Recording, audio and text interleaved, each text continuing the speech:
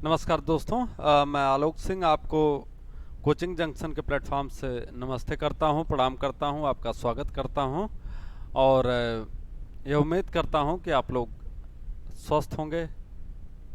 भारत सरकार द्वारा जारी गाइडलाइंस जो कोविड 19 के लिए जारी की गई उसका पालन कर रहे होंगे। अपना रख रखाव, अपने परिवार की देखभाल और जो भी चीज़ें जुड़े हैं आपसे उसका केयर कर रहे होंगे और साथ ही साथ पढ़ाई लिखाई भी अपनी जारी रख रहे होंगे। तो देखिए, कंपटीशन के लिए सीधा सा है, हम कई बार बता चुके हैं कि रेगुलरिटी जो है ज़रूरी है। तो इन तमाम चीज़ों के मध्य आपको रेगुलर कम से कम प्रत्येक सब्जेक्ट जो भी आपका है उसको जारी रखना है, ठीक है ना। तो कभी कभी पढ़ाई में एक लंबा गैप जो है हम लोगों के मूड को जो है हम लोगों के पढ़ाई के जो कार्यक्रम हैं उनको थोड़ा सा व्यस्त कर थोड़ा सा ये कह सकते हैं कि उनको डिस्टर्ब कर देता है, ठीक है ना। तो आपको किसी भी स्थिति में अपनी पढ़ाई को जारी रखना है, ठीक है ना। तो पढ़ाई लिखाई की ऐसे कड़ी में दोस्तों हम लोग कल बात कर रहे थे आपातकाल की। तो कल मैंने आपको राष्ट्रीय आपातकाल बताया, राष्ट्रीय आपातकाल जो कि आप देख रहे होंगे कि अनुच्छेद 352 के अंतर्गत बात यहाँ पर की गई है। अनुच्छेद 352 के अंतर्गत तो इसमें बताया गया कि राष्ट्रीय आपातकाल लागू करने की क्या व्यवस्था है, कैसे कैसे लागू किया जाता है, नियम क्या क्या हैं।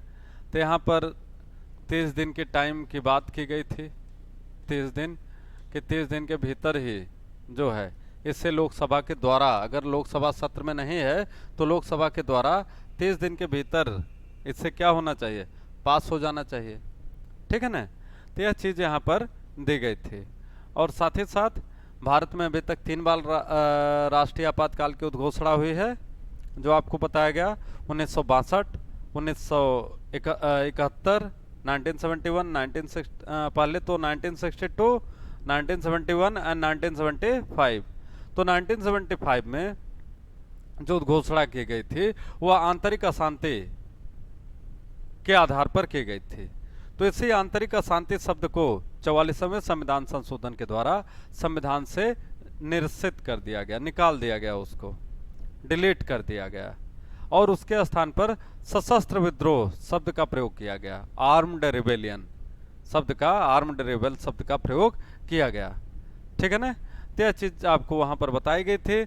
अनुच्छेद 353 में आपात के उद्घोषणा का प्रभाव बताया गया था कि जब आपातकाल की घोषणा होती है तो उस दौरान जो है उसका प्रभाव क्या क्या रहेगा, कैसे जो है समझ शक्तियाँ कहाँ पर चली जाती हैं, केंद्र सरकार के पास चले जाते हैं और केंद्र की ही संसद को विधि बनाने का अधिकार, कार्यपालिका का अधिकार, यह सब दिया गया है।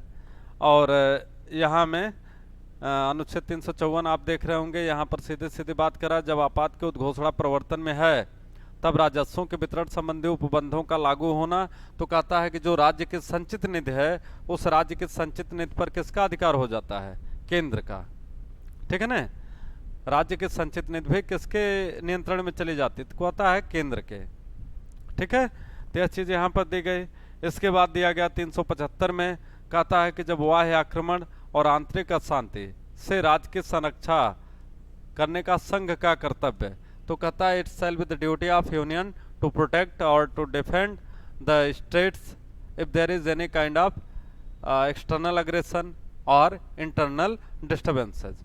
तो यहाँ पर कहीं न कहीं जो सुरक्षा व्यवस्था भी है विशेष परिस्थिति में वह किसके पास चली जाती है, आपातकाल में संघ के हाथ में चली जाती है। तो कारण उसका क्या है कि भारत का राष्ट्रपति ही संघ की कार्यपालिका का प्रमुख होता है, इसलिए जितने भी प्रकार के आपातकाल हैं वह सब राष्ट्रपति के द्वारा उद्घोषित किए जाते हैं, उसके द्वारा उसको डिक्लेयर किया जाता है।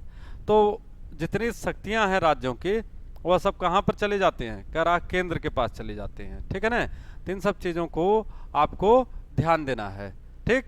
इसके बाद अब आगे हम लोग देखते हैं राज्यों में आपातकाल। कहाँ, राज्यों में संवैधानिक तंत्र के विफल हो जाने की दशा में उपबंध। कहता है कि प्रोविजन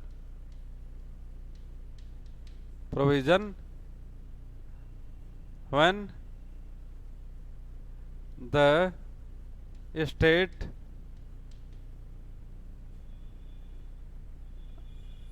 constitutional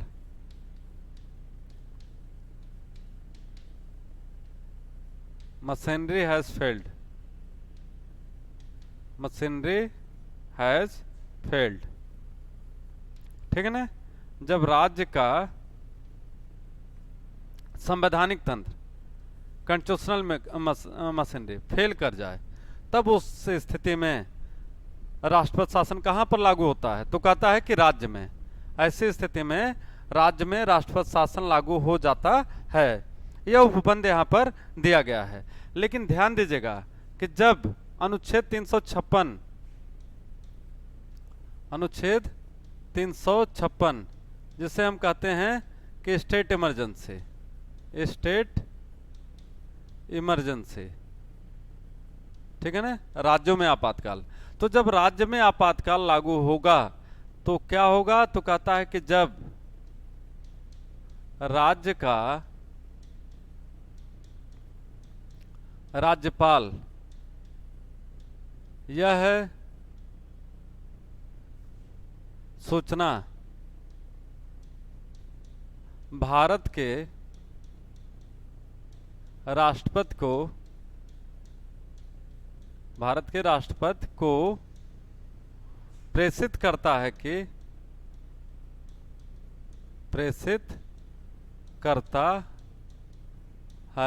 कि राज्य का संवैधानिक तंत्र विफल कर गया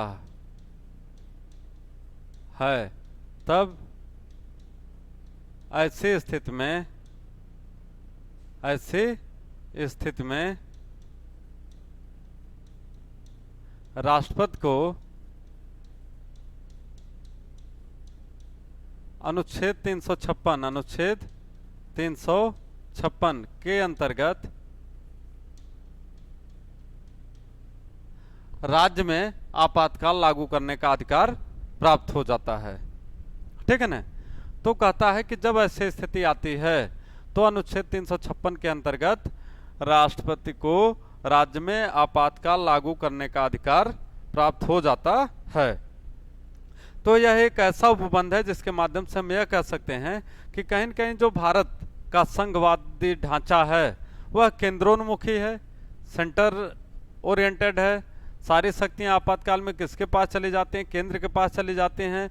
तो जब राज्य का संवैधानिक तंत्र विफल होता है, इसकी सूचना कौन देगा? तो कहता है कि राज्यपाल देगा राष्ट्रपति को, राज्यपाल देगा राष्ट्रपति को। The governor shall inform president of India that the constitutional machinery in the state has failed. तो in that condition the president is authorized to use article 356, use article 356 that is state emergency. तो यह provision यहाँ पर दिया गया है यहाँ, तो इस चीज को आपको ध्यान देना है। तो इससे संबंधित और नियम क्या क्या हैं, कैसे यह होगा? तो कहता है कि जब संसद के दोनों सदनों के द्वारा यह प्रस्ताव पास कर दिया जाए, पास किया जाए।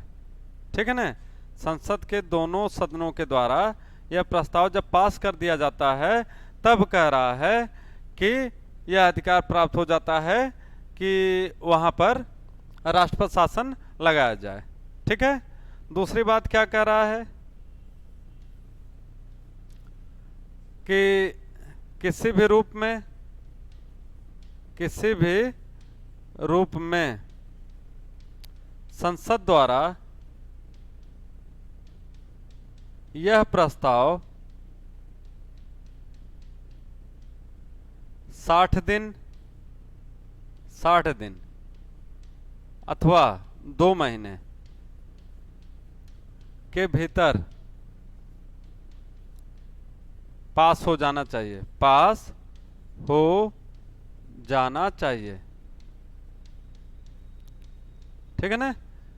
दोनों सदनों द्वारा कितने दिन में, तो कहता है 60 दिन या 2 महीने के भीतर जो है पास हो जाना चाहिए। तो यह जो उपबंध आप देख रहे हैं यहाँ पर, तो इसमें अनुच्छेद 352 के अंतर्गत जहाँ 30 दिन का टाइम दिया गया है, कितना, 30 दिन का, यह ज़्यादा बड़ा आपातकाल लग रहा है, इसलिए समय वहाँ पर कम दिया गया है कि जो करना है जल्दी से जल्दी वहाँ पर फाइनल हो, ठीक है ना।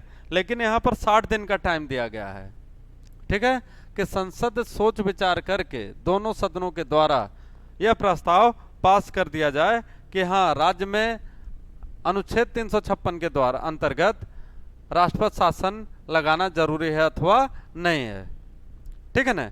तो जब संसद ऐसा प्रस्ताव पास कर देगी तो उस राज्य में राष्ट्रपति शासन प्रेसिडेंट रूल जो है अनुच्छेद 356 के अंतर्गत लगाया जाएगा। यह चीज यहां पर सीधे सीधे दी गई है। फिर आगे क्या बता रहा है, किंतु जब राज्य में अनुच्छेद 356 के अंतर्गत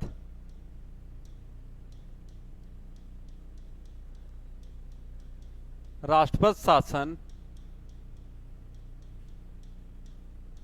लगाया जाता है तब एक बार में वह अधिकतम 6 वर्ष तक 6 महीने तक 6 महीने तक लगाया जा सकता है, ठीक है ना। अधिकतम कितना कहता है कि 6 महीने तक लगाया जा सकता है एक बार में, ठीक है ना। फिर आगे जब उसे बढ़ाना होता है तो फिर 6 महीने के लिए पास हो जाता है प्रस्ताव, जांच की जाती है, बढ़ाया जाता है, फिर 6 महीने के लिए बढ़ाया जाता है, ठीक है ना। ऐसे करते करते यह अधिकतम कितना वर्ष हो सकता है, तो कहता है कि 3 वर्ष तक लगाया जा सकता है। नोट कर लीजिएगा, अधिकतम कितने वर्ष तक लगाया जा सकता है, तो कह रहा है कि 3 वर्ष तक लगाया जा सकता है, ठीक है ना। तो फिर कहता है यथाशीघ्र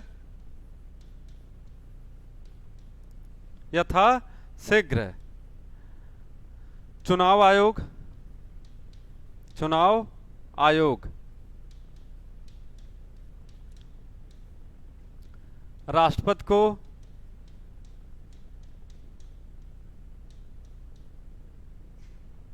यह सूचित करेगा कि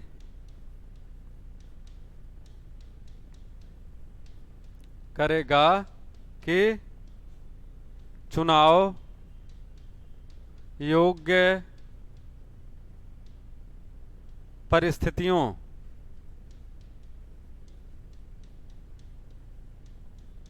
का निर्माण हो पा रहा है कि नहीं,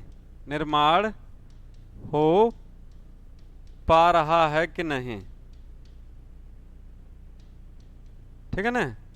यह तमाम चीज जो है यहां पर दी गई है, ठीक है। कह रहा है कि यथाशीघ्र चुनाव आयोग राष्ट्रपति को यह सूचित करेगा कि चुनाव योग्य परिस्थितियों का निर्माण हो पा रहा है कि नहीं हो पा रहा है, ठीक है ना। तो यह तमाम चीज जो है यहां पर सीधे सीधे दी गई है, ठीक है। अगर चुनाव आयोग रिपोर्ट लगाता है कि नहीं, राष्ट्रपति को सूचित करता है कि चुनाव आयोग परिस्थितियों का निर्माण हो पा रहा है, चुनाव कराया जा सकता है, तो वहां पर चुनाव कराया जा सकता है। लेकिन यदि चुनाव आयोग ने यह कह दिया कि अभी ऐसी अनुकूल परिस्थितियों का निर्माण नहीं हुआ है जिसके अंतर्गत उस राज्य में चुनाव कराया जाए, तो किसी भी रूप में ध्यान से देखिएगा, किसी भी रूप में कहता है कि वहां पर चुनाव संपन्न नहीं करा जा सकता है। इस चीज को आपको क्या करना है, ध्यान देना है, ठीक है ना। इस चीज का आपको ध्यान देना है। और एक जो महत्वपूर्ण चीज यहां पर है कि यह जो 6 महीने एक बार में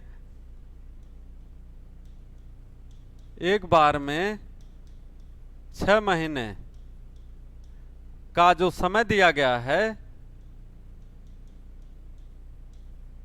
यह 44वें संविधान संशोधन द्वारा किया गया। 44वें संविधान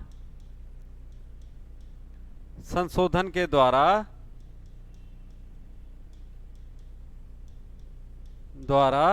1978 में यह किया गया, ठीक है ना। किस संशोधन के द्वारा, तो कहता है 44वें संविधान संशोधन के द्वारा 1978 में यह कहा गया कि एक बार में अधिकतम 6 महीना। तो इसका मतलब है कि पहले कितना वक्त लगता था, तो ध्यान से देखिएगा, पहले 44वें संविधान संशोधन से पहले, 44वें संशोधन से पहले से पूर्व यह है एक बार में 1 वर्ष तक लगाए जाने का उपबंध किया गया था। एक बार में 1 वर्ष तक लगाए जाने का उपबंध था। आपको बात समझ में आ रही है आप लोगों को, कि यहां पर यह कह रहा है कि पहले जो था वह एक बार में 1 वर्ष के लिए नियम था, लेकिन 44वें संविधान संशोधन द्वारा यह कर दिया गया कि नहीं, किसी भी स्थिति में राज्य में जो आपातकाल होगा वह एक बार में 6 महीने से ज्यादा नहीं लगाया जा सकता है, ठीक है ना। तो यह चीज आपको यहां पर ध्यान देनी है, ठीक है। तो हमें लगता है कि यह चीज आप लोगों को समझ में आ रही होगी। काफी चीजें इसमें आपको बताई गई जो महत्वपूर्ण हैं, जो आपको ध्यान देना है। अब आगे आपको क्या ध्यान देना है इस अनुच्छेद के अंतर्गत, तो यहां पर सीधी सीधी बात आपको बता रहा है कि वह 64वें संविधान संशोधन के द्वारा यहां पर आपको क्या ध्यान देना है, तो कहता है कि 64वें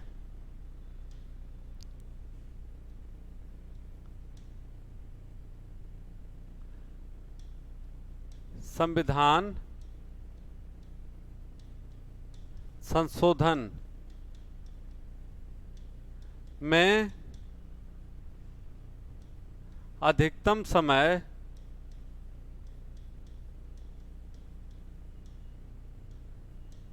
जहां पर 3 वर्ष था, इसके स्थान पर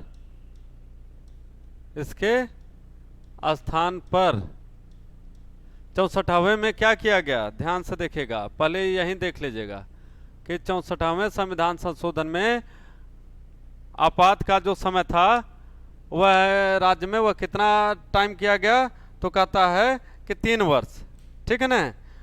3 वर्ष से किया गया, और किस ईयर में किया गया, 1990, ठीक है ना। यह कहां पर किया गया, तो कहता है कि 1990 में किया गया था, ठीक है। फिर इसके स्थान पर ध्यान से देखिए, 68वें संविधान संशोधन के द्वारा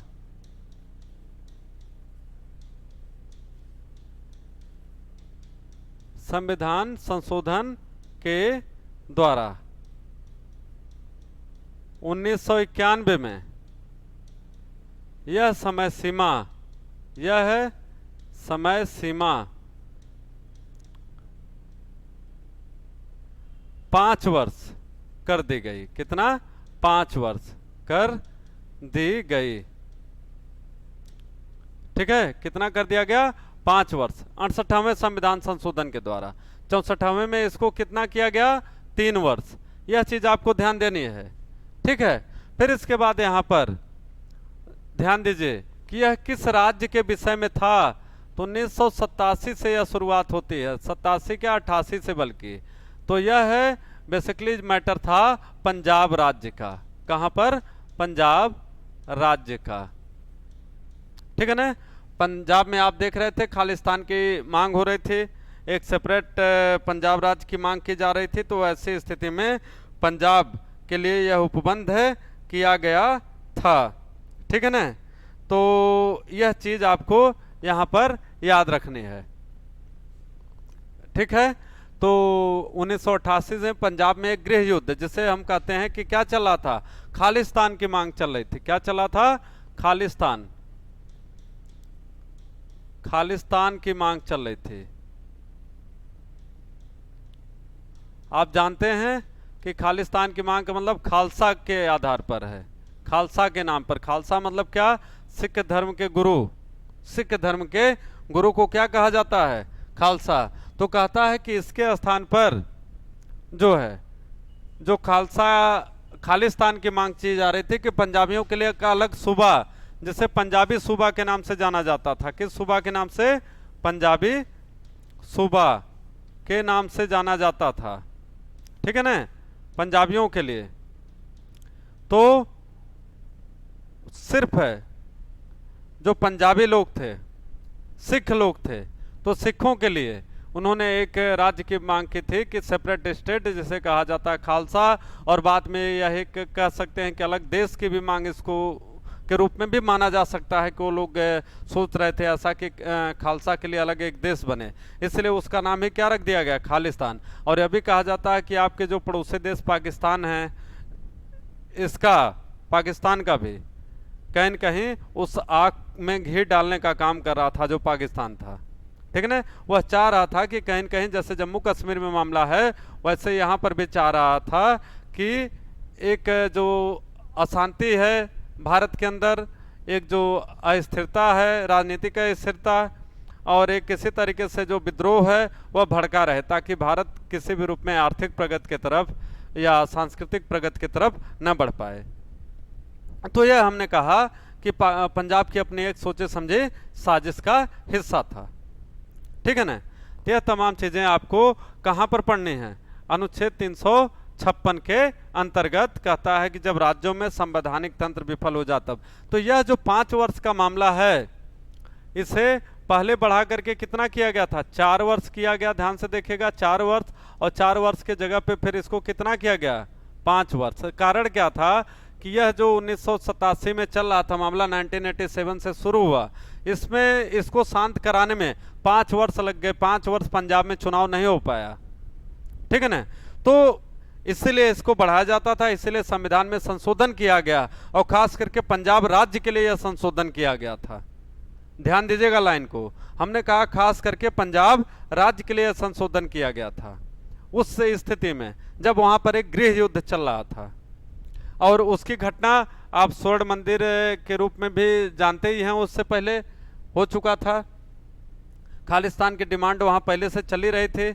1984 में आपने देखा होगा स्वर्ण मंदिर का कांड हुआ था, ठीक है ना, अमृतसर में, जहां पर भारतीय सेना ने जो खालिस्तान की डिमांड करने वाले जो खालिस्तानी समर्थक थे, उसका भारतीय सेना ने वहां से निकाला, उनको मारा, और किसी तरीके से जो है उस मंदिर को खालिस्तानियों के प्रभाव से, उनके नियंत्रण से मुक्त कराया हुआ था।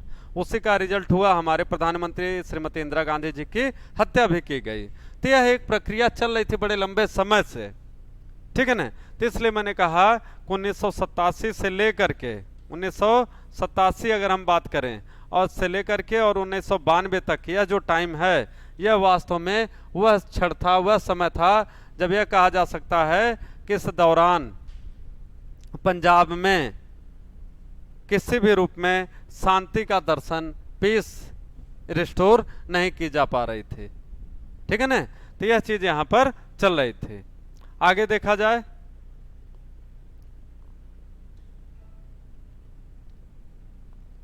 तो आप देख रहे हैं अनुच्छेद 357 में क्या कह रहा है? कहता है कि अनुच्छेद 356 के अधीन की गई उद्घोषणा के अधीन विधायी शक्तियों का प्रयोग। तो कहता है कि when the article 356 has been used, then the legislative power कहां पर होंगे, विधायी शक्तियां कहां पर होंगे, तो यहां पर सीधे सीधे है कि जब अनुच्छेद 356 के अधीन राष्ट्रपति शासन की उद्घोषणा की जा चुकी हो, तो जो विधायी शक्तियां होंगी वह कहां पर जाएंगी, तो कह रहा है केंद्र के पास। कहां पर, केंद्र के पास।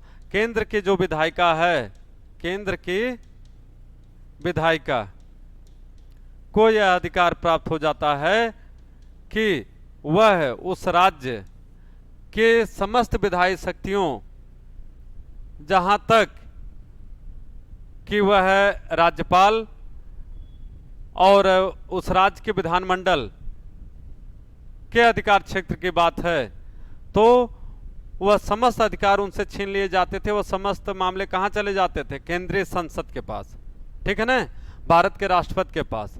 और ऐसी स्थिति में यहां पर सीधा सीधा कह रहा है कि जो केंद्र की विधायिका है, केंद्र की कार्यपालिका है, उसी के द्वारा समस्त निर्णय लिया जाता था, उसी के द्वारा समस्त कार्य किया जाता था, ठीक है।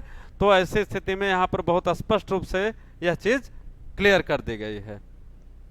आगे देखा जाए,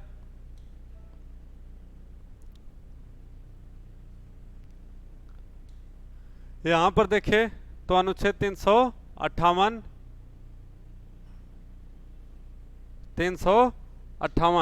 तो 358 में अगर हम बात करें तो क्या कह रहा है, यह 358 है, तो कहता है आपात के दौरान अनुच्छेद 19 के उपबंधों का निलंबन।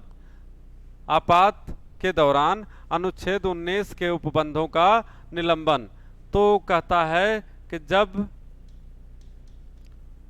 भारत में या उस राज्य में जहां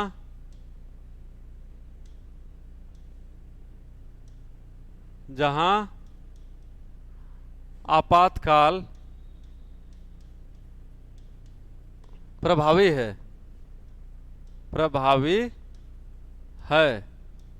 वहां पर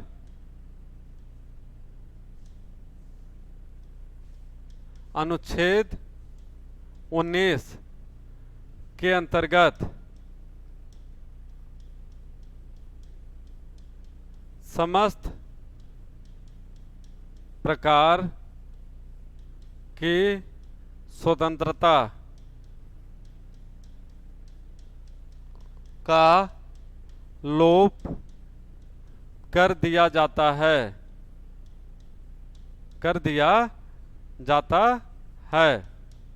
ठीक है ना। तो सीधी सी बात क्या कर रहा है कि जब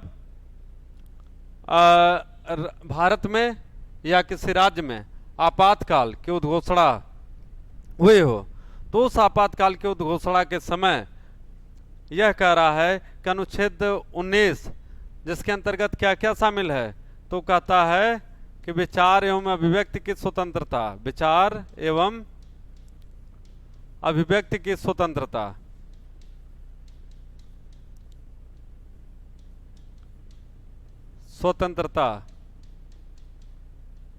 ठीक है ना।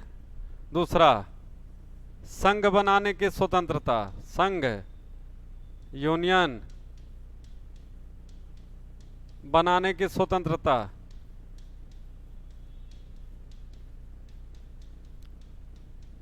ठीक है।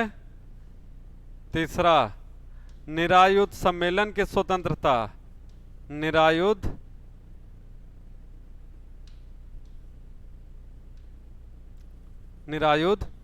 सम्मेलन। निरायुध का मतलब होता है बिना शस्त्र के सम्मेलन की स्वतंत्रता, ठीक है ना। तो क्या कह रहा है कि right to freedom of speech and expression, इसी के अंतर्गत आपके मीडिया की भी स्वतंत्रता शामिल की गई है, ठीक है ना। तो यह क्या होगी, सस्पेंड हो जाएगी, समाप्त हो जाएगी। फिर कहता है कि the freedom to form union और ऑर्गेनाइजेशन, तो यह भी जो है आपकी क्या हो जाएगी, समाप्त हो जाएगी। And any kind of unarmoured assembly is simply prohibited. तो इसको भी क्या किया जाएगा, जो निरायुध सम्मेलन है वह भी समाप्त कर दिया जाता है, उसका भी कोई अधिकार यहाँ पर स्वतंत्रता उसकी नहीं होगी किसी व्यक्ति को। साथ ही साथ जितने अन्य स्वतंत्रताएं भी, इसमें 6 प्रकार की स्वतंत्रता का वर्णन किया गया अनुच्छेद 19 के अंतर्गत, 6 प्रकार की स्वतंत्रता। तो यह 6 प्रकार की स्वतंत्रता आपकी क्या होती है, समाप्त हो जाती है। क्या होगी, समाप्त हो जाएगी। ठीक है ना। तो 6 प्रकार की स्वतंत्रता आपकी सीधे सीधे यहाँ पर कह रहा है समाप्त कर दी जाएगी। ठीक है। तो इस प्रकार से आप देख रहे हैं कि अनुच्छेद 358 के अंतर्गत जब आपातकाल की उद्घोषणा की जाती है तो उस दौरान कहता है कि अनुच्छेद 19 के अंतर्गत जितने भी प्रकार की स्वतंत्रताएं आपको दी गई हैं यह सीधे सीधे समाप्त कर दी जाती हैं। अगर आप उस समय किसी कोर्ट के माध्यम से कहीं पर भी कोई स्वतंत्रता की मांग करते हैं तो वह वैलिड नहीं माना जाएगा किसी भी रूप में। ठीक है।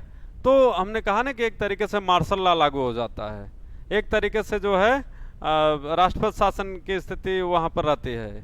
तो ऐसी स्थिति में आप किसी भी प्रकार की स्वतंत्रता की मांग उस समय नहीं कर सकते। और अनुच्छेद 19 जो है यह जाना ही जाता है स्वतंत्रता के अधिकार के लिए, किसके लिए, राइट टू फ्रीडम के लिए जाना जाता है। ठीक है ना। तो सारी स्वतंत्रताएं आपकी उस समय बाधित कर दी जाती हैं, निवारित कर दी जाती हैं, रोक दी जाती हैं, निषेध कर दिया जाता है। जो भी आप समझें कि all types of freedom are simply restricted, prohibited. ठीक है। यह चीज यहाँ पर दी गई है। तो इस प्रकार से सीधे सीधे अनुच्छेद 358 यह बहुत इंपॉर्टेंट है। हमने कहा क्या है, बहुत इंपॉर्टेंट है। अनुच्छेद 358 के अंतर्गत सीधे सीधे बात कर रहा है क्या, अनुच्छेद 19 के अंतर्गत दिए गए सभी प्रकार की स्वतंत्रताएं निलंबित हो जाती हैं। एक खास अनुच्छेद के विषय में बात किया है यहाँ पर अनुच्छेद 358 के अंतर्गत, यह आपको ध्यान देना है। दूसरी बात यहाँ पर क्या कह रहा है कि आगे जब हम देखते हैं कहता है अनुच्छेद 359 के अंतर्गत कि आपात के दौरान भाग 3 द्वारा प्रदत्त अधिकारों के प्रवर्तन का निलंबन।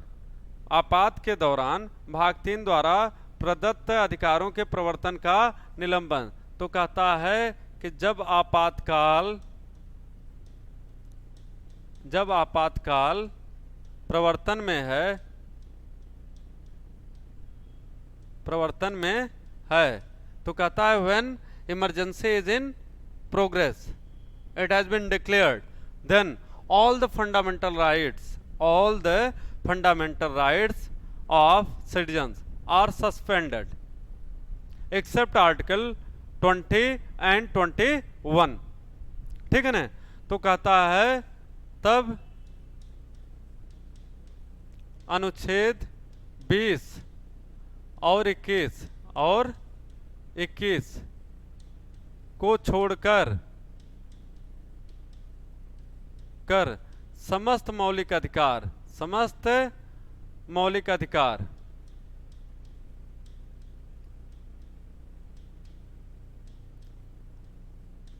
जो भाग 3 में दिए गए हैं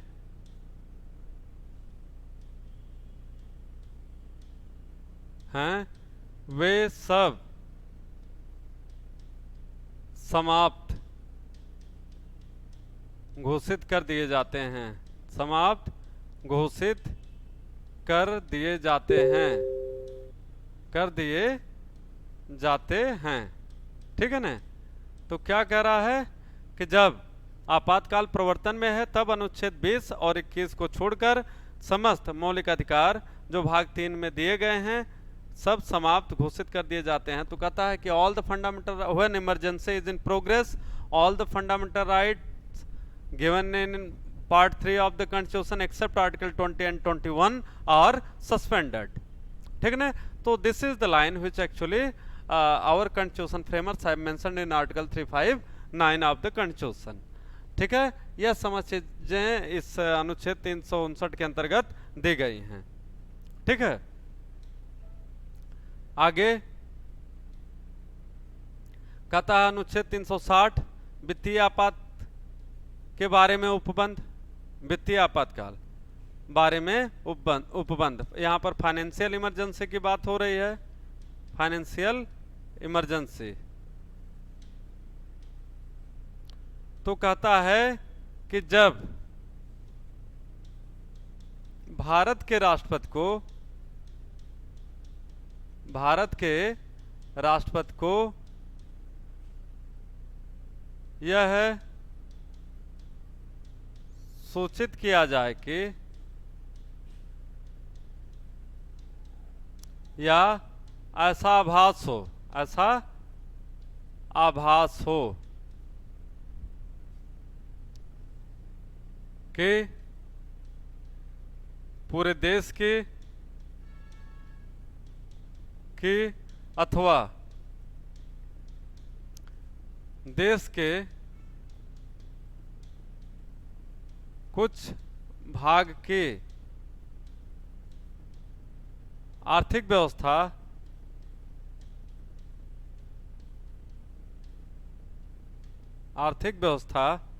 ध्वस्त हो चुकी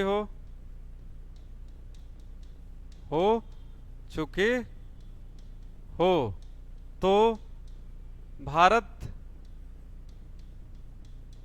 के राष्ट्रपति को यह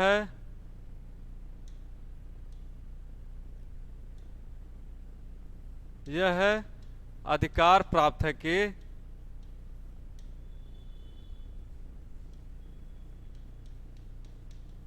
है कि वह पूरे भारत में अथवा कुछ हिस्से में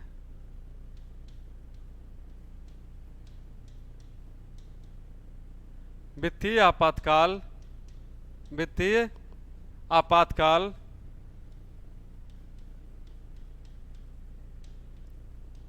की उद्घोषणा कर सकता है।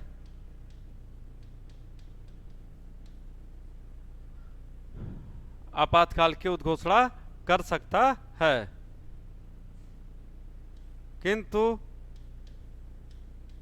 किंतु ऐसा कोई भी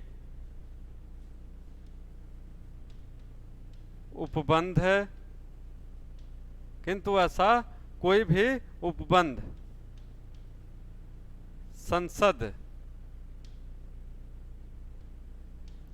संसद के दोनों सदनों द्वारा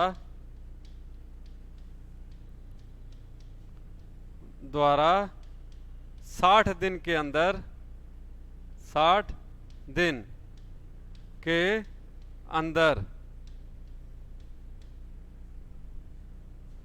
पास हो जानी चाहिए।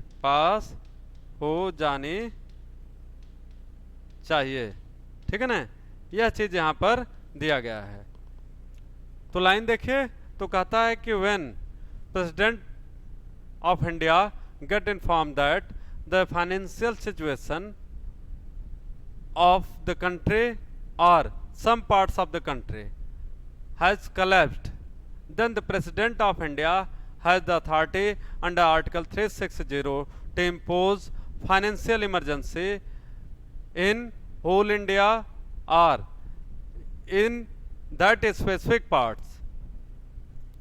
ठीक है ना, but any kind of emergency which is given in Article 360 must be passed by the parliament within 60 days of time। तो यह चीज यहां पर हमने कहा दी गई है। ठीक है ना, तो इस प्रकार से दोस्तों आप देख रहे हैं कि वित्तीय आपातकाल के विषय में क्या उपबंध दिया गया है। भारत में क्या अभी तक वित्तीय आपातकाल लागू हुआ है? तो आंसर सीधा सा है कि भारत में अभी वित्तीय आपातकाल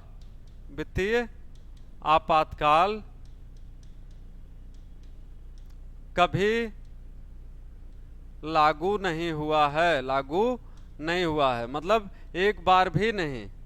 भारत में जो फाइनेंशियल इमरजेंसी है वह एक बार भी अभी लागू नहीं हुई है। ठीक है ना, तो इस प्रकार से आप देख सकते हैं कि यह सारे उपबंध जो आपातकाल से संबंधित थे, जो भाग 18 के अंतर्गत आपके दिए गए हैं, यह आपको आज समाप्त किया गया, पढ़ाया गया। और हमें उम्मीद है कि आप इस भाग से कहीं भी कोई गलती नहीं करेंगे। तो जहाँ तक संभव था मैंने स्पष्ट रूप से टू द पॉइंट आपको सारी चीज़ें बताई हुई हैं, और किसी भी रूप में आपको अगर एग्जाम्स में यहाँ से प्रश्न पूछे जाते हैं तो आपको गलती करने की गुंजाइश नहीं दी गई है। बहुत बहुत धन्यवाद आपको। आपका दिन मंगलमय हो, एंजॉय करिए, मस्त रहिए, और पढ़ाई लिखाई अपना करते रहिए। बहुत बहुत धन्यवाद। Thank you so much. Have a wonderful day.